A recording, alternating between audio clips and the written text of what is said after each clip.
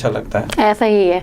अच्छा, आप ये बताएं कि आपने अपना जर्नी कैसे स्टार्ट किया, हमारे व्यूअर्स को बताएं। जी, मैंने अपना जर्नी बहुत ही इनिशियल स्टेज से शुरू किया। अच्छा। 1992 में मैंने FSC किया। ओके। और उसके साथ ही फिर मैंने वर्किंग शुरू कर दी। अच्छा। फिर उसके साथ ग्रेजुएशन की, फिर मास्टर किया, साथ में जॉब भी करता रहा। अच्छा। फिर मुख्तलिफ ऑर्गेनाइजेशंस में काम करता रहा।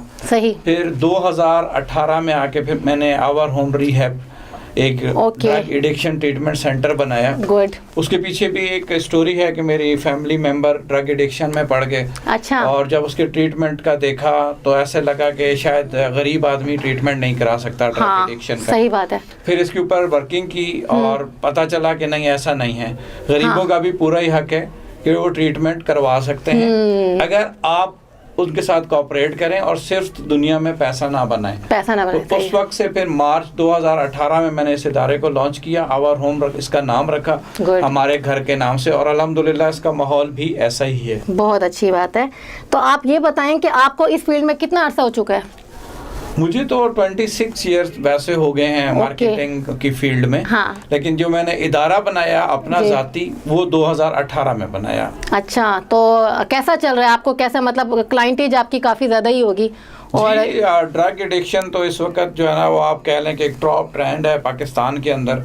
हर जगह पे ड्रग एडिक्शन चल रही है, तो उसकी वजह से पेशेंट फ्लो तो रहता ही है जी। ये रिहेबिलिटेशन सेंटर आपका किस साइट पर है, और हमारे व्यूअर्स को बताएं कि इसका आपने कैसे, आपको आइडिया हुआ कि इसकी तरफ आना चाहिए? मैंने जैसे आपको बताया कि हमारा एक फैमिली मेंबर, मेरी साली का बेटा इस ड्रग एडिक्शन में पड़ गया जी। फिर हमने उसके ट्रीटमेंट करवाया, लेकिन उसकी कॉस्ट इतनी ज़्यादा थी दोनों दफ़ा ट्रीटमेंट कराने की। तो वो देखते हुए फिर मैंने ये प्लान किया कि नहीं, हमें कोई एक ऐसा ट्रस्ट, मैंने इसको ट्रस्ट रजिस्टर कराया। सही। और हमें ट्रस्ट के तौर पे काम करना चाहिए, और जो लोग नहीं अफोर्ड कर सकते हैं, ये बेसिकली G13 मेरे साथ है। अच्छा। अपना E13 सेक्टर है इस्लामाबाद का, गोल्डा रेलवे स्टेशन, पुराना कदीमी स्टेशन है, उसके साथ 2 कनाल पे बना हुआ है जी। अच्छा, गुड। तो ड्रग एडिक्शन क्या है, हमारे व्यूअर्स को बताएं, और उसका क्या स्टेटस है? बेसिकली एडिक्शन किसी चीज़ का भी एक्सेसिव यूज़ है, चाहे जैसे आप कह लें कि चाय का है, चाहे मोबाइल का है, चाहे लैपटॉप का है। और ड्रग एडिक्शन एक्चुअली अगर माइंड में आपका डोपामाइन लेवल हाई हो जाता है ब्रेन में, तो आप ड्रग एडिक्शन की तरफ चले जाते हैं। उसकी बहुत सारी वजूहात होती हैं। अच्छा। उनको हम आगे चल के डिस्कस करेंगे कि क्यों बंदा ड्रग एडिक्शन की तरफ जाता है। क्या इसमें जेंडर का भी फ़र्क आता है? आजकल जो सबसे ज़्यादा एडिक्शन के केसेस हो रहे हैं मेल एंड फीमेल के, तो इसमें सबसे ज़्यादा केसेस किसके होते हैं, आप क्या कहते हैं इसमें? अब तो जेंडर वाली कोई बात नहीं रही। जैसे काम में जो है ना, इक्वलिटी आ गई है। सही है। आप फीमेल्स जो है वो इक्वलिटी मांग रही हैं, तो सॉरी टू से कि ड्रग्स में भी आप कंपटीशन चल रहा है। अच्छा। और जो स्टडीज हैं, करंट स्टडीज हैं, जो लोगों के व्यूज हैं कि female are taking more drugs than male. अच्छा जी। तो आजकल आप ये बताएं कि सबसे एडिक्शन के केसेस कौन से होते हैं और वो किस कैटेगरीज के होते हैं? कैटेगरीज का कोई फर्क नहीं है, गरीब भी कर रहा है, अमीर भी कर रहा है। अच्छा। लेकिन जो एडिक्शन अब सबसे ज्यादा आ रही है वो है आइस। ओह। ये बहुत ज्यादा केसेस आ रहे हैं, क्योंकि हमारे यहाँ पहले हीरोइन थी, चर्च। सही बात है। वो अब खत्म हो गई हैं। अब every third case is of ice.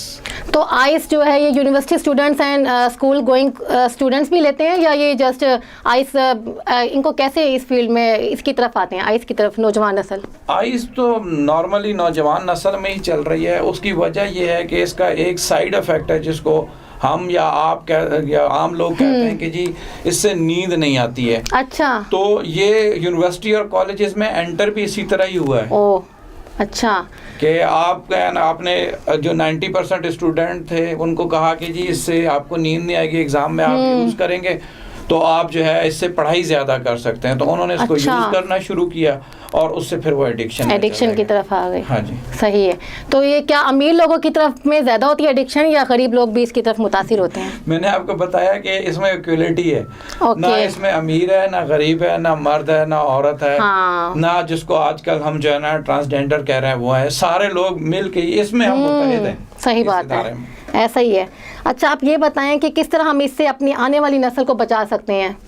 इसमें सबसे ज्यादा जो काम करने की जरूरत है वो अवेयरनेस है, अवेयरनेस प्रोग्राम्स हैं। सही। क्योंकि लोगों को अवेयरनेस नहीं है। हाँ, अभी तक भी सिर्फ 2% 3% लोगों को पता चला है कि ये डिजीज है ड्रग एडिक्शन, वरना लोग कहते हैं आदत है, दोस्त ने लगा दिया, कजन ने लगा दिया, दुश्मन ने लगा दिया। सही बात है। तो सबसे ज्यादा जो जरूरत है वो अवेयरनेस क्रिएट करने की है। तो अवेयरनेस कैसे आती है? अगर किसी को पता चले कि वो ड्रग एडिक्ट हो चुका है तो उसको कैसे अवेयरनेस आएगी? इसका बड़ा इजी स्टेप्स हैं, घर के अंदर आप बड़े इजीली इसको जज कर सकते हैं। सही। पहला स्टेप ये होता है कि अगर आपके बच्चे या बच्ची की रूटीन चेंज हो गई है नींद की, अच्छा, कि अगर वो पहले टाइम पे सोता था, उठता था, तो अगर आप नहीं कर रहा तो इट्स मीन कि समथिंग रॉन्ग। सेकंड स्टेप ये है कि अगर वो आपसे लड़ झगड़ के बाहर जाने की कोशिश करता है टाइम्स के बगैर, यानी आप उसे रोक रहे हैं, हाँ, और वो कह रहा है कि नहीं मुझे जाना ही जाना है, चाहे वो बच्चा है या बच्ची है, तो इस पे भी आपको जो है ना सिग्नल हो जाना चाहिए कि ये किसी और एक्टिविटी में इन्वॉल्व है। सही बात है। तो आप ये बताएं कि रिहैबिलिटेशन सेंटर में आपकी ट्रीटमेंट फिलॉसफी क्या है? रिहैबिलिटेशन सेंटर में दो तरह से ट्रीटमेंट होता है, एक मेडिसिन है, दूसरा साइकोलॉजी के लेक्चर्स हैं। साइकोलॉजिस्ट जो है वो बेसिकली वर्क करती है पेशेंट के साथ, उसको ये रियलाइज कराने का कि ये चीज ठीक नहीं है, तो वो आधा घंटा पौना घंटा उसके साथ डिस्कशन करती है, और जिसकी वजह से वो एडिक्शन में गया है उसको सॉर्ट आउट करने की कोशिश करती है, उसको उसके ऊपर ओवरकम करने की कोशिश करती है। ठीक है, तो आप ये बताएं कि कैसे आइडिया होता है कि एक पेशेंट जो है वो ड्रग एडिक्ट हो चुका है? नहीं, आइडिया नहीं, मैंने कहा जैसे ये साइंस है और ये डिजीज है तो इसके टेस्ट होते हैं, इसको ड्रग टेस्ट करते हैं हम, यूरिन के साथ टेस्ट होता है। अच्छा। विद इन 3 मिनट उसका रिजल्ट आ जाता है, उसके अंदर 10 ड्रग टेस्ट वो कहलाता है। अच्छा। यूरिन के साथ आप करके उसको पता कर सकते हैं। सही है। तो क्या रिहेबिलिटेशन सेंटर एक सेफ इन्वायरमेंट है? जी, रिहेबिलिटेशन सेंटर जो प्रॉपरली रजिस्टर्ड हैं, जो गवर्नमेंट के साथ रजिस्टर्ड हैं, वो तो बहुत सेफ हैं। उसमें तो हर चीज कैमरा लगे हुए होते हैं, हाँ। स्टाफ कंट्रोल करता है, मेडिसिन की शीट बनती है, अच्छा। साइकोलॉजिस्ट अपने नोट्स लिखता है। लेकिन क्योंकि हमारे यहाँ 2 किस्म के सेटअप्स चलते हैं, एक वो जो 1-2 कमरों में बना के बैठे हैं, वो पेशेंट, उनके पास क्वालिफाइड लोग नहीं होते, डॉक्टर्स नहीं होते, साइकोलॉजिस्ट नहीं होते, वो 10-15 हज़ार रुपया लेके मरीज का टाइम लगवा के और उसको भेज देते हैं, और अनफॉर्चुनेटली कुछ जगहों पे ये आखिर में सप्लाई भी होती है। जी अच्छा, तो ये क्या रिहेबिलिटेशन सेंटर से जो पेशेंट्स ठीक हो चुके हैं क्या वो दोबारा अपनी लाइफ की तरफ आ सकते हैं? जी 100% आ सकते हैं। सिर्फ ज़रूरत ये होती है कि पेशेंट खुद एक्सेप्ट कर ले कि मैं इसको छोड़ना चाहता हूँ। हाँ। क्योंकि रिहेबिलिटेशन सेंटर सिर्फ आपको हेल्प आउट करते हैं जब आपके अंदर बीमारी होती है। 3 महीने का कोर्स होता है इसका, 90 डेज का। अच्छा। उसकी वजह ये होती है कि आपके जो ब्लड सेल हैं वो 90 डेज में ख़त्म होते हैं और नए बनते हैं। अच्छा। कुछ लोग महीने के कराते हैं, लेकिन मैं रिकमेंड नहीं करता क्योंकि उसमें रिलैप्स चांसेस फिर 90% है। अच्छा। अगर 3 मंथ का कोर्स हुआ है तो उसमें फिर आपके 80% तक पेशेंट रिकवर कर जाता है, लेकिन उसको वो एनवायरनमेंट देना होता है, फैमिली ने उसको पॉजिटिव लेना होता है। हाँ। फैमिली उसे अगर लान तान करेगी तो फिर कोई गारंटी नहीं है कि इलाज के बाद भी वो रुक सके। तो कोई ऐसा है ड्रग एडिक्ट कोई आपकी हॉस्पिटल में जो खुदकुशी या सुसाइड करने की तरफ आया हो? नहीं, हमारे यहाँ तो अल्हम्दुलिल्लाह हमने बताया हर कमरे में कैमरा लगा हुआ है। Good. वो ऑब्जर्व होता है, नाइट वाला बंदा उस ड्यूटी पे बैठा होता है और वो देखता रहता है। सही। फिर देखें, कोई भी मरना नहीं चाहता। हाँ। लेकिन ये कि जब आप उसको माहौल नहीं देंगे, उसे डर होगा, उसे खौफ होगा, हाँ। तो वो कौन अपनी जिंदगी तो कोई नहीं करता। हाँ, ये है कि एडिक्शन में रहते हुए वो जरूर जैसा कि अटेम्प्ट करता है, वो भी फैमिली को डराने के लिए। अच्छा, इसका ये रीजन होता है। नहीं करता, वो फैमिली को डराता है कि मैं गोली मार दूंगा, हाँ। गोली खा लूंगा, खुदकुशी कर लूंगा ताकि मुझे पैसे मिले और मैं अपनी। अच्छा, ये एडिक्शन की वजह से ये रीजन होते हैं। ओके, क्या ड्रग एडिक्शन में जो होते हैं इंसान अपनी खोई हुई जिंदगी को बहाल कर सकता है? हमारे व्यूअर्स को बताएं। 100% 100% वो अपनी जिंदगी को बहाल कर सकता है। और मैं आपको एक चीज यहाँ पे बताता चलूं कि जितना भी ड्रग एडिक्ट लोग हैं वो एक्स्ट्रा ऑर्डिनरी शार्प हैं। ओके। हम लोगों से बहुत ज्यादा विजन है उनके पास। हाँ। They are creative people. अच्छा। और जब उन्हें माशरे में ये चीज नहीं मिलती तो वो फिर अपने आप के लिए फरार ढूंढने के लिए ड्रग एडिक्शन लेके सोना चाहते हैं या दुनिया से दूर होना चाहते हैं। अगर हम प्रॉपरली गवर्नमेंट लेवल पे, लोकल लेवल पे प्रॉपरली इन लोगों को यूटिलाइज करें तो आप ये समझे कि अगर हम 50% काम कर सकते हैं तो वो 100% काम कर सकते हैं। ओके। रिहेबिलिटेशन सेंटर में पेशेंट्स को क्या आप फैसिलिटीज़ प्रोवाइड करते हैं? उसमें मैंने बताया कि मेडिसिन, अच्छा, खाना, साइकोलॉजिस्ट के सेशन। Good. मैं अपने अगर रिहैब की बात करूं तो हाँ। हमने खुली जगह ली हुई है, हम शाम को उनको फिजिकल एक्टिविटी करवाते हैं, बहुत अच्छा। क्रिकेट खिलाते हैं, वॉलीबॉल खिलाते हैं, बैडमिंटन खिलाते हैं, अच्छा। कभी वॉक कंपटीशन तेज चलने का करवाते हैं उनसे। हाँ। तो मुख्तलिफ एक्टिविटीज फिजिकली शाम को हमारा 1.5 घंटा होता है। कुछ Good. लोगों के पास नहीं है क्योंकि वो हाँ। घरों के अंदर कर रहे हैं, लेकिन बाकी ये है कि कोई लोगों ने टेबल टेनिस रखा हुआ है, कुछ लोगों ने बिलियर्ड रखा हुआ है, सही बात है। लूडो रखा है, तो उनको इस तरह बिजी रखा जाता है जी।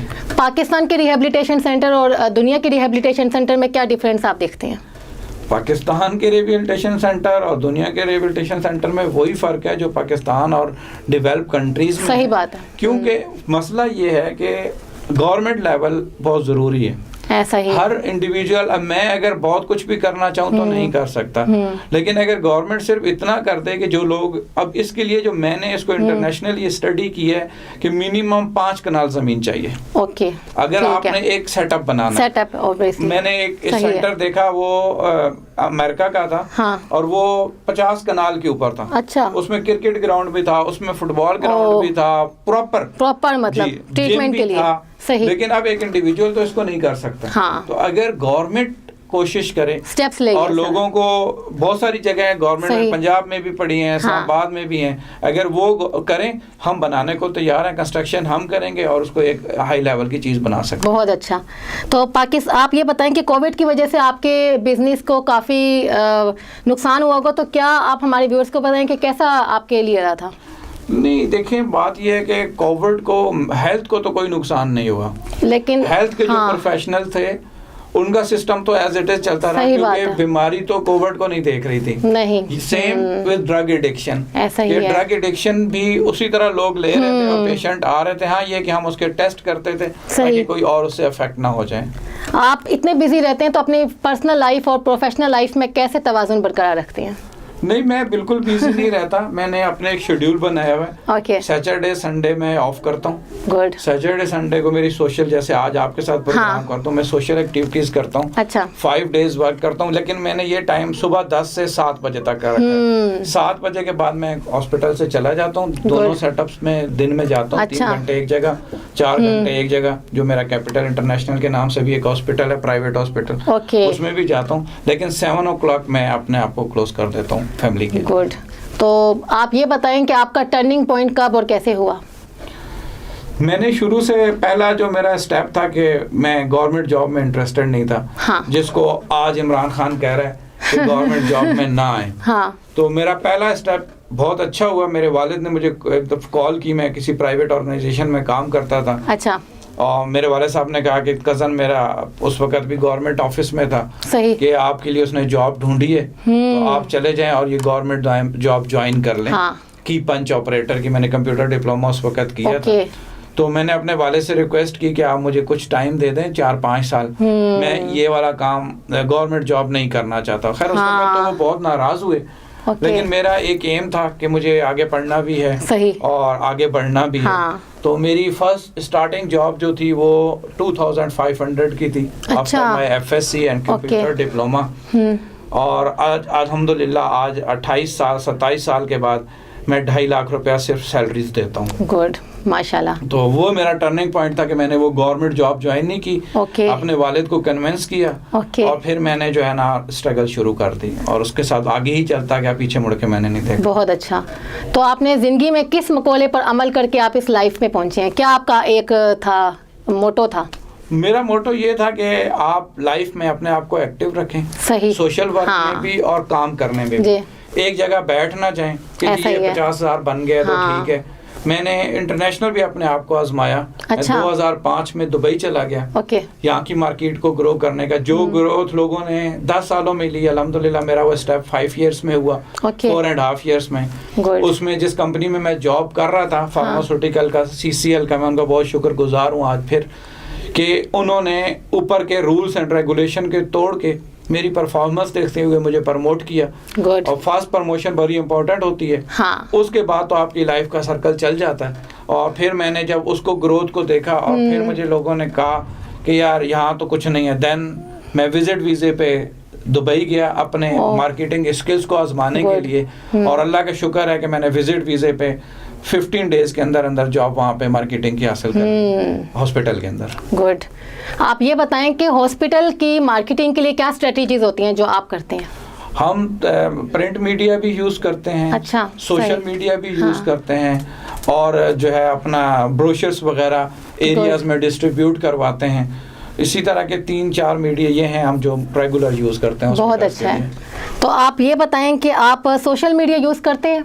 जी, सोशल मीडिया के बगैर तो आजकल लाइफ नहीं है। सही बात है। सोशल मीडिया 90% हम सोशली यूज कर रहे हैं। हाँ। प्रिंट मीडिया 5% अब यूज हो रहा है। सही। वो जरूरी होता है क्योंकि कुछ पुराने लोग जो हैं वो अभी तक पढ़ना पसंद करते हैं अखबारों सही को। बात है। वैसे हम 90% सोशल मीडिया यूज करते हैं। आपके हॉस्पिटल में कितने स्टाफ मेंबर हैं और क्या क्या कैसे डिवाइड किया हुआ उनका? हमारे यहाँ डिफरेंट प्रोफेशनल्स हैं, जिसमें डॉक्टर है, साइकोलॉजिस्ट है, एक डॉक्टर है, एक साइकोलॉजिस्ट है, 3 जो है वो मेडिकल के लोग हैं जिनको हम डिस्पेंसर कहते हैं, मेडिकल असिस्टेंट कहलाते हैं ये। उसके अलावा कुक होता है, सिक्योरिटी के लोग होते हैं, सफाई वाले लोग होते हैं। तो ये 10 लोग अभी वहाँ पे हैं। हमारे पास टोटल 20 बेड्स हैं पेशेंट के और 10 लोगों का स्टाफ है जी। अच्छा, ये बताएं लाइफ की सबसे बड़ी अचीवमेंट आपकी कौन सी है? लाइफ की सबसे बड़ी अचीवमेंट ये है कि मैं अपना सेटअप बनाना चाहता था। सही। अल्हम्दुलिल्लाह वो मैंने 2018 में वो शुरू कर दिया, और दिसंबर 2020 में अल्हम्दुलिल्लाह मैंने अपना प्राइवेट हॉस्पिटल शुरू कर लिया जी। अच्छा, ये बताएं ख़वातीन का भी इसमें किरदार है? ख़वातीन भी क्या रोल अदा करती हैं कि हॉस्पिटल में ड्रग एडिक्शन की तरफ वो आती हैं अपना हॉस्पिटल बनाए, या कुछ, या वो इससे कम होता है? हमारी 2-3 कुलीग्स हैं जिन्होंने फीमेल सेटअप्स बनाए हुए हैं। अच्छा। वो साइकोलॉजिस्ट हैं। अच्छा। और इस्लामाबाद में 3 फीमेल हैं इस वक्त जिन्होंने अपना सेटअप बना के और अपना रन कर रहे हैं उनको। गुड। तो आप क्या हमारे बताना चाहेंगे, हमारे जो नौजवान नस्ल है उसको क्या कहना चाहेंगे कि इस फील्ड की तरफ कैसे आए? देखिए, नौजवान नस्ल को अभी तो सोशल मीडिया के थ्रू हम यही बता रहे हैं कि आप पॉजिटिव काम करें। हाँ। देखें, स्ट्रगल तो हर किसी की लाइफ में, मेरी लाइफ में भी बहुत सारी स्ट्रगल है, हर बंदे के स्ट्रगल। हाँ। लेकिन स्ट्रगल का मतलब ये नहीं है कि आप नेगेटिव साइड पे चले जाएं। आप क्यों गवर्नमेंट जॉब ढूंढते हैं? ऐसा ही है। आप क्यों प्राइवेट जॉब वाला आपको हो सकता है, मैं जैसे हूँ, मैं एक बंदे को 20,000 सैलरी दे रहा हूँ। हाँ। लेकिन मैं एक पेशेंट से 30,000 रुपया लेता हूँ महीने का। सही बात। तो वो 30 दिन काम करके 20,000 रुपया कमा रहा है, तो मैं अगर एक पेशेंट उसको दे के उसमें भी मुझे 10,000 बच रहे हैं। तो जो अपना काम है उसी में ग्रोथ है, जॉब में ग्रोथ नहीं है। तो मैं ये कहूँगा कि आप छोटे सेटअप से शुरू करें। मैं कई लोगों को जानता हूँ जिन्होंने सिर्फ मेरे अपने इलाके में चिप्स लगाता है लड़का। अच्छा। ठीक है, अब उसने बर्गर भी शुरू कर दिए, अब उसने अफगानी बर्गर भी शुरू कर दिए। तो मैंने उससे पूछा तो वो कहता है जी मेरा दिन में मिनिमम जो है वर्किंग डेज में 3,000 रुपए की सेविंग है एक ठेले से। अच्छा। तो अगर हम अपने अंदर से ये डर खौफ निकाल दें ना कि लोग क्या कहेंगे, हाँ। कि मैं ठेला लगा रहा हूँ या मैं जो है ना वो एक छोटी सी टेबल लेके बैठा हूँ, तो हम बहुत ग्रो कर सकते हैं। सही बात है। लोगों को असल में खौफ आ जाता है, डर आ जाता है कि लोग क्या कहेंगे। जी ऐसा ही, इसी तरह ही है। अच्छा, आप ये बताएं कि अगर किसी को जानना हो, फैमिली को, कि पेशेंट जो है कि ड्रग की तरफ आ चुका है, तो वो अपने घर में कैसे जान सकते हैं? जी, जैसे कैसे पता लगेगा? इनिशियली बताया, टोटल 3 चीजें हैं जो पेरेंट्स ने या फैमिली ने नजर रखनी है। पहली, उसके घर से बाहर आने जाने की रूटीन। ओके। अगर उसकी रूटीन पहले ये थी कि सुबह जाता था फिर आ जाता था, और अब वो इवनिंग टाइम में भी निकलना चाहता है। सेकंड, उसका स्लीपिंग पैटर्न, नींद का पैटर्न। थर्ड, अकेला रहना। हाँ। अगर वो अपने आप को फैमिली के दरमियान में नहीं बैठता, अलग रहता है, हाँ। और अपने आप को छुपाता है। सही। और सबसे पहले जो वो लूज करेगा वो आई कांटेक्ट है फैमिली के साथ। अगर आई कांटेक्ट उसने लूज कर दिया तो आप समझ लें कि वो कोई ना कोई कर रहा है। और अगर वो आपसे लड़ झगड़ के जबरदस्ती बाहर निकलता है तब भी यही है। यानी एक आध दफा तो हो सकता है, लेकिन अगर वो और सब गुस्सा करना, अगर वो पहले थोड़ा करता था, गुस्सा कर रहा है, तो आपको समझ जाना चाहिए कि ये कुछ ना कुछ जो है ना नेगेटिव साइड पे जा रहा है। तो आप ये बताएं कि हमारे व्यूअर्स को कि आप अभी जाने से पहले हमारे क्या मैसेज कन्वे करना चाहेंगे? मेरा मैसेज व्यूअर्स को यही है कि अपने आप को बच्चों के करीब करें। सबसे बड़ा पेरेंट्स को चाहिए, क्योंकि लाइफ बहुत बिजी है। मैं समझता हूँ कि आजकल के मसाइल और महंगाई इतनी ज़्यादा हो गई है कि नॉर्मली दोनों पेरेंट्स काम कर रहे हैं, लेकिन जिनके लिए कर रहे हैं उन पे भी नज़र रखना, उनके साथ बैठना बहुत ज़रूरी है। आप काम करें, सुबह 10 से 6 बजे तक करें, 7 बजे तक करें, लेकिन सुबह 10 से रात 12 बजे तक ना करें। ये ना हो कि जिनके लिए आप काम कर रहे हैं कल वही आपके काम के ना रहें और आपको जो है ना ये बड़ा नुकसान हो जाए। जी थैंक्स फॉर ज्वाइनिंग अस। हमें बहुत अच्छा लगा आप हमारे प्रोग्राम में आए हैं। इतना मुश्किल से आपसे हमारा टाइम एडजस्ट हुआ है, तो बहुत अच्छा लगा और थैंक्स फॉर ज्वाइनिंग अस। जी नाज़रीन, उम्मीद है आपको आज का प्रोग्राम बहुत अच्छा लगा होगा। इंशाल्लाह नेक्स्ट प्रोग्राम में आपके फेवरेट स्टार्स एंड सेलिब्रिटीज़ के साथ हम फिर हाजिर होंगे। तब तक के लिए अल्लाह हाफिज़। पाकिस्तान जिंदाबाद।